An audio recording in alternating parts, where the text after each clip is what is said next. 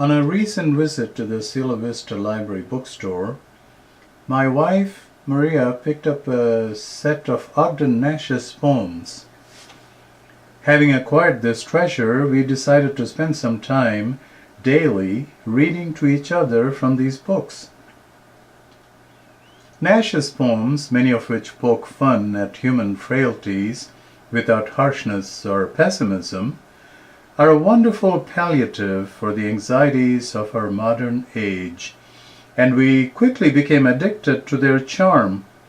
More interestingly, perhaps more importantly, from this literary indulgence, my wife developed a penchant for versification, and several times each week I was the happy recipient of email poems ranging in subject matter from the ordinary omelette to some exalted themes in nature.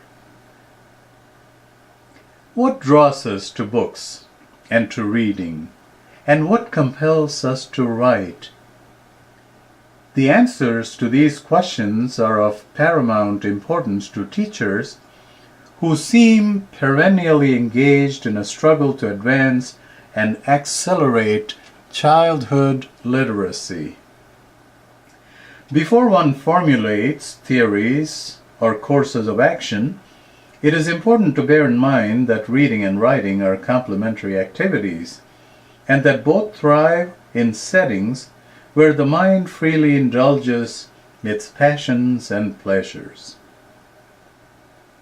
During my scholastic years, I read many books that were thrust upon me for grades, but the books I enjoyed the most, the ones that I kept going back to, and the ones that propelled me to seek new works, I discovered for myself. In my early education in India, there was no requirement to read Enid Blyton's books, but the adventures of the famous Five and the Secret Seven, as they went about solving mysteries, were so captivating that I read all the books I could get my hands on, then reread them when I had exhausted the stock. In my high school years, it was only natural that I should turn to the adventures of Hercule Poirot, Sherlock Holmes, and Ellery Queen.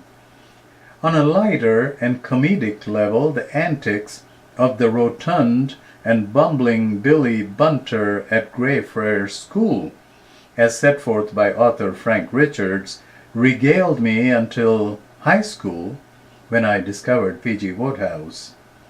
I read his stories about Bertie Wooster and his sui generis butler, Jeeves, and laughed so much to myself that my dad feared I had succumbed to some uncommon affliction of the brain. Books also serve as transport, and this is perhaps their greatest attraction. My wife and I recently experienced the vicarious thrills of journeying in far-off and dangerous places with that swashbuckling adventurer Phileas Fogg. When the trip was completed, my wife wrote me the following email. "When you retire, we have a date. The globe we shall circumnavigate. Step in the shoes of Phileas Fogg and keep a daily detailed log of all the exciting things we do in China, New Zealand, and Timbuktu. Until then, let's keep reading Jules Verne, for in his words there is a lot to learn about letting the adventurous spirit soar, all in 80 days or more." Few of us have the time, mettle, or resources to circumnavigate the globe, climb Mount Everest, or go to the moon. But we can lean on books to bring home some of these grand adventures.